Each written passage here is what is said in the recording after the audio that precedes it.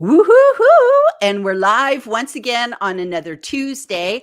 And I have a special guest in the house. I have Diana Wilson, who I think she's the queen of YouTube with her YouTube channel. It's just amazing. And she's just a really, really nice person. So Diana is here with us today, and our topic is making an impact without being on camera. So we're showing this on LinkedIn Live, how you can make an impact without being on camera. And we're just talking in general about making an impact without being on camera. So Diana, can you introduce yourself and tell people a little bit about who you are and what you do? And then we will get stuck in. Sure. Hey, Gillian. Hey, everybody. My name is Diana Wilson. I'm an online course consultant, and I help people create and launch online courses. And the reason I wanted to do this video with Gillian is because before I was an online course consultant, I was a video editor and helped people with video. Perfect. Perfect. Absolutely perfect. And the one thing that I absolutely love about your YouTube channel, Diana, is that you have so many great resources for doing videos. So it's a mirror of what I do, because you're showing people not only about making courses, but all the resources, all the tools. So for anybody who is even thinking about doing an online course, you will have to follow Diana, and we will put her link in her YouTube channel link in the show notes, but also to connect with her on LinkedIn, because she's just an absolutely marvelous person. So let's talk about the elephant in the room, not being on camera. So to be honest with you, in my own journey, I started off in the arena of online course development. That's kind of where I started with my career. And I was a trainer, a technical writer, and then I began doing online course curriculum. And people don't actually know that I did this for about 5 years, and I was making courses for kids, and I was never, ever on camera. All of my courses were done with Camtasia. They were sometimes screen captures. I used authorware and characters and different things. So I was always just this voice in the background, never, never on camera. And then through the years, I did different tools, and eventually I do a lot of stuff on camera, but I still know lots and lots of different tools that you can use to not be on camera. So Diana, when you're doing a course, like, there's probably a lot of people that are doing courses and they're never on camera. Is that true or not? That is very true. In fact, there are entire courses, entire YouTube channels with millions of followers who are never on camera. And there's a lot of different ways to do it, and people don't realize it. They think, oh, if you're not on camera, people aren't going to connect with you, they're not going to watch you.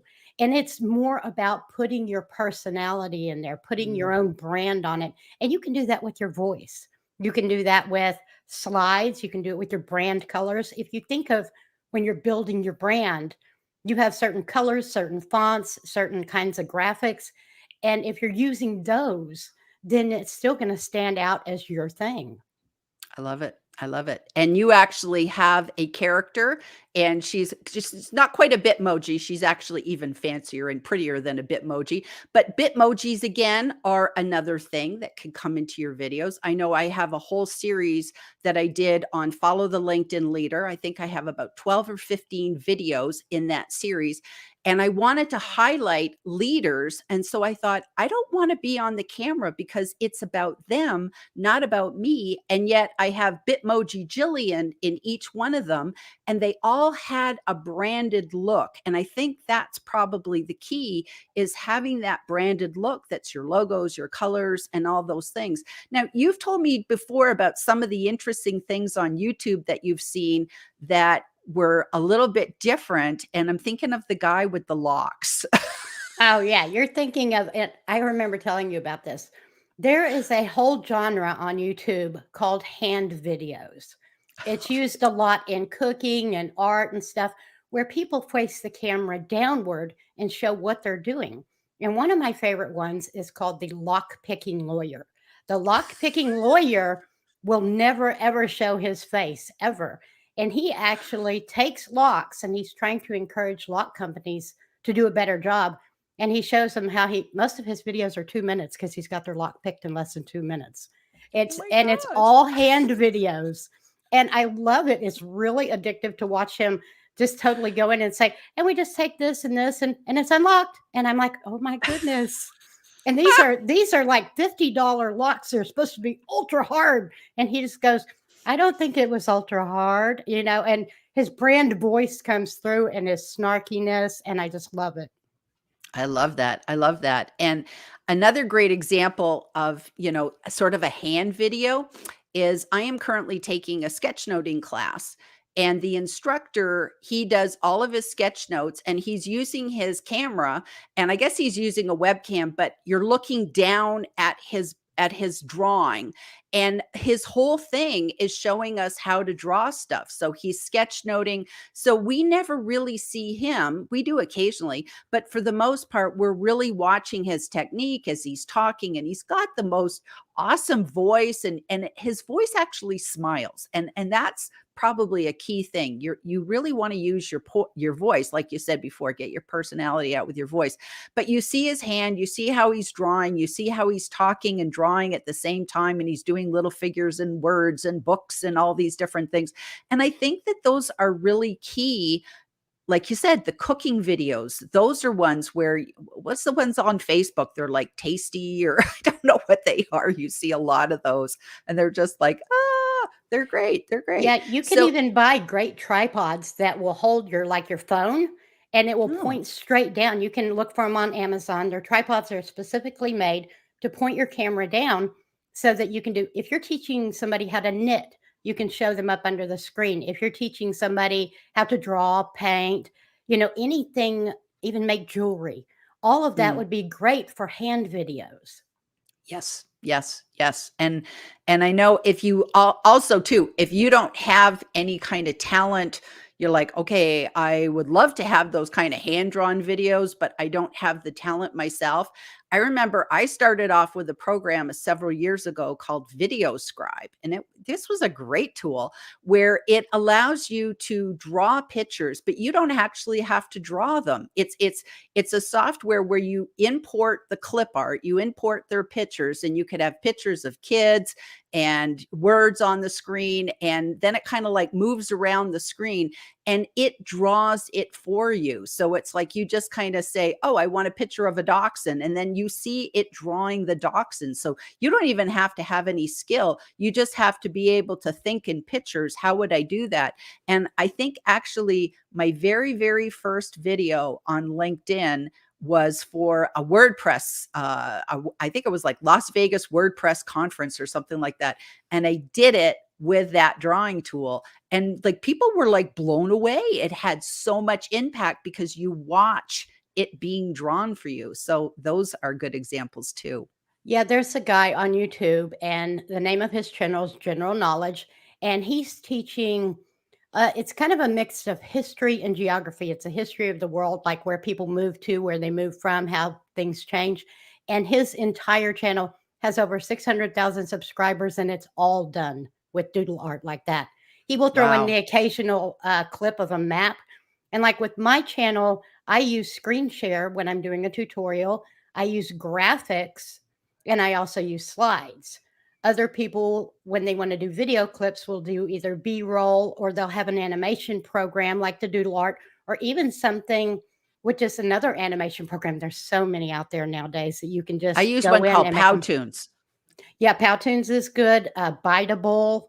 I mean, Mm. there are a lot of them out there. There's tons of them, and you can use those and fancy them up and kind of make your own thing.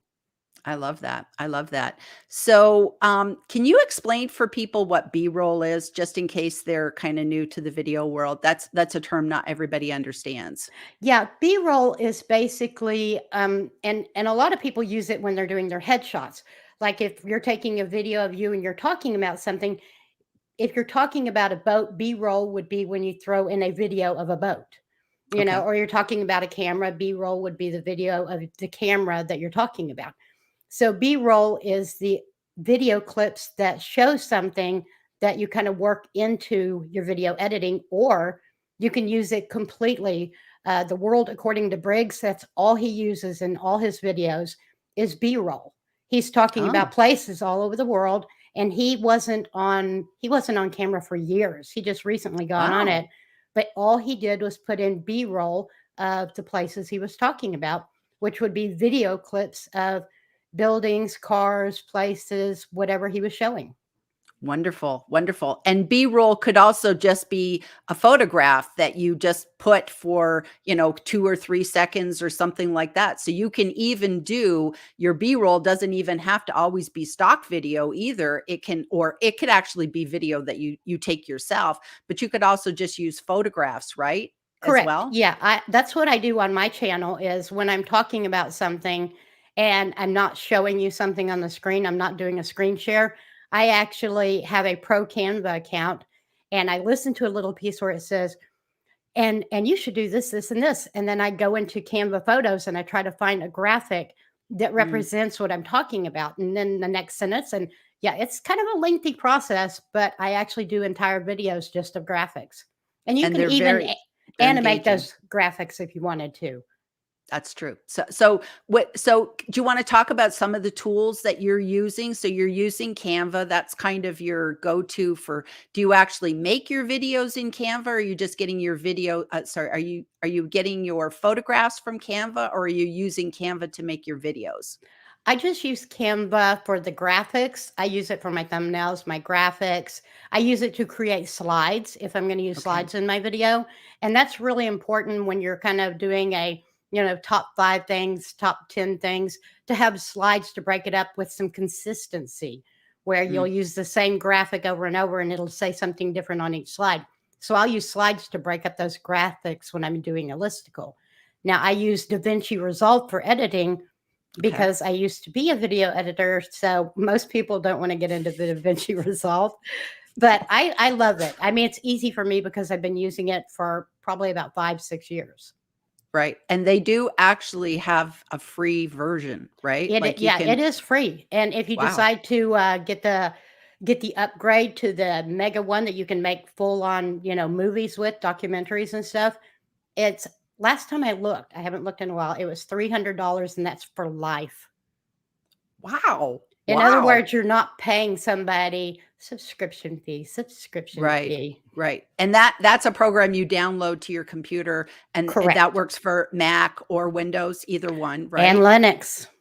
Oh, wow, I don't know And anybody on that. actually you can use it when you're offline. So if you have all your video clips and all your stuff on a like a hard drive, you can take your laptop, you can take your external hard drive, and you can go sit at a coffee shop and do all your editing or out in the That's middle cool. of wherever you want. And you do not actually have to be online to edit with DaVinci Resolve, which is wonderful. That's good, that's good. In all fairness, I have to tell you, I downloaded DaVinci Resolve, had a look at it, went, "Eek." I Yeah, shut it's pretty complex, so if you're totally a video newbie, you might wanna do some of the online programs first just to really learn how to edit. It's kinda like the difference between driving a automatic car or a stick shift. You get in a stick shift and you're like, "There's so many things for my brains, clutch and brake and gas," and, so it's kind of definitely. like second day. It's a second day It thing, is but it's a great intimidating tool. to new people. It really is, and I don't recommend it to new people ever. Yeah, yeah, yeah. And then we talked before we even came on today, and we talked about the importance of if you're not gonna be on camera, then we talked about your microphone is really, really important. And it's like people are not forgiving. Well, so much if we're talking more on YouTube, people are counting on listening to you in YouTube. While LinkedIn, 85% of the people are watching short form, video with the sound off. So you can get away with just captions and maybe crappy sound on LinkedIn. But on YouTube, people are there to watch a video and they expect good quality sound. Is that not true, Diana? Oh, that's definitely true, and actually, sound quality comes out way above video quality because you can get through and still understand what's going on if a video is kind of low quality, but if the Right. sound is low quality, I don't care how much money you put into the production, if the sound's bad quality, they're gonna click away. Yep, yep, yep. Okay. Well, I'm gonna now head over to something has changed on StreamYard here, and it's like I'm not understanding it. Okay, we got some comments coming in. I don't know, it's doing something different today that it doesn't usually do. So we're gonna head to our comments today. So we'll go back and we'll just talk as is, Diana. So I'm going to read out the comments for people who are listening. So Jeff Young says, looking forward to this one, Gillian and Diana. Even this ESFJ is not that comfortable being so on camera. Namaste, Jeff. So first of all, I absolutely love Jeff. He's just like always in the front row. I love Jeff. He's always cheering us on. But it's very interesting that he just put that he is an ESFJ, because that's all about your personality type.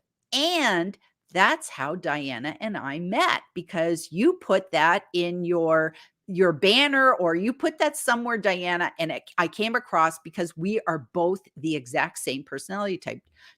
So Yeah, where it's is in my that for title. you? It's in my Okay. title on LinkedIn. So what is your title, just so everybody knows? It's an INFJ. INFJ. Okay. So isn't that interesting? Jeff is an extrovert, and he says he's not so comfortable being on camera. So this ta-da proves that not being uncomfortable on camera is not always about being an introvert. It's everybody. Everybody can have this, and we can honor that. So, no, don't let anybody ever say, "Oh, extroverts, it's extroverts, they're fine. It's all you introverts that aren't nobody's comfortable being on camera." So it's all good. It's all And good. So I don't like the fact that some people come out and say, "Well, you have to be on camera. You're you not don't. going to get anywhere if you don't." That there are channels on YouTube with over 4 million subscribers that are never on camera. So do not listen to those people. Do not. No, If you do no, not feel it, if you're just going to stand on the camera and shake and get nervous and sound really awful, don't do it. No, it's no, not pleasant no. at all. I agree. And it's interesting. I was coaching somebody yesterday, and we were talking about building her online course. And we were talking about the advantages of doing sort of like a PowerPoint slide share, and then you being that little camera bubble. And so I said, you might not want to do that if you have to read a lot of notes, because if they're going to just see the side of your head because you keep turning to look at notes, you might be better off just being at the beginning and saying, "Hi, welcome to this lesson," and then going ahead and then, reading your notes, and you're the omnipresent narrator. So that can take a lot of stress off people who say, I don't know what I'm going to say on camera. So sometimes it is easier to turn your camera off, because then you can focus on what you're trying to say, and you're free to look at your notes. So that's just something to think of too. So we have Leslie here. I'm attending. Woohoo! We have Seb. Here we go. Seb does some really cool things. Yesterday, he showed how to be on camera without being on camera. He had a fake Seb on the screen. So he's doing all sorts of great things. We have our common friend, Vicky O'Neill. Now, I believe Vicky and you guys go way back. You've known each other for a while, right? For quite a while, we met on LinkedIn, the same as you and I did, and we've kind of been in this little circle for quite a while. I Yay, actually met her yay. through John Asperian. Oh, of course, because it's mandatory. We have to mention John in every one of my LinkedIn lives, because he's totally the center of like how everybody meets. He's we think of it as John is the sun, and we're like the planets all circling around He's the him. great connector. He is. So Vicky says, "Yay, good to see you both here, Gillian Whitney and Diana Wilson." We have Jeanette, looking forward to this event, camera shy and curious. And so this is basically, Diana, right? We're saying it's okay to be camera shy. Like, don't feel you got to be bullied. You can't be bullied onto camera or shamed onto camera.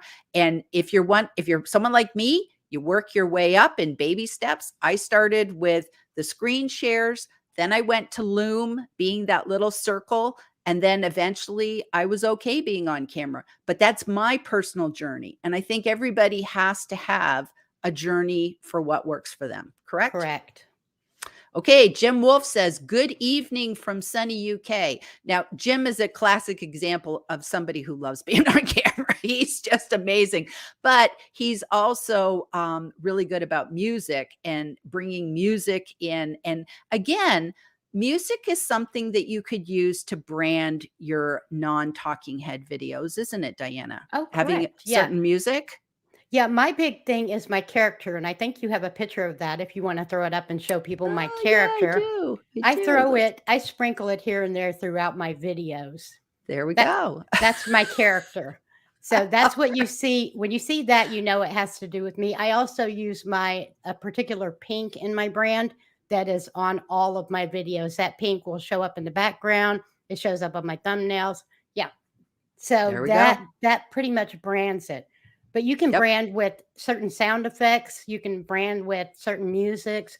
It's about brand voice. I mean, branding is super important if you're not going to put your face on there. I agree. I agree. And pick your colors and everything. Speaking of pink, we have a fellow pink person in the house. We have Tina.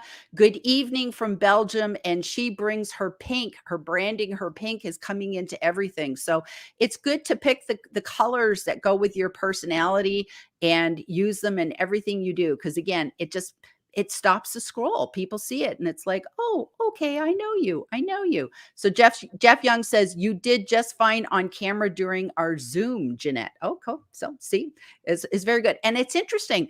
That is another thing that I'll talk to people about in terms of being camera shy, is that there's a lot of people that don't want to put their camera on in Zoom. And again, we don't want to bully people. We don't want to force anybody. I don't know what it would be like to work at a company where I hear some companies are making it mandatory. And if your employees are not comfortable, they're not comfortable. But that's a whole other thing. But what I do suggest to people is put your picture on your Zoom. It's very easy to upload that to your Zoom profile, because I was on a Zoom meeting yesterday with a bunch of John Experience people in the Espresso Press community.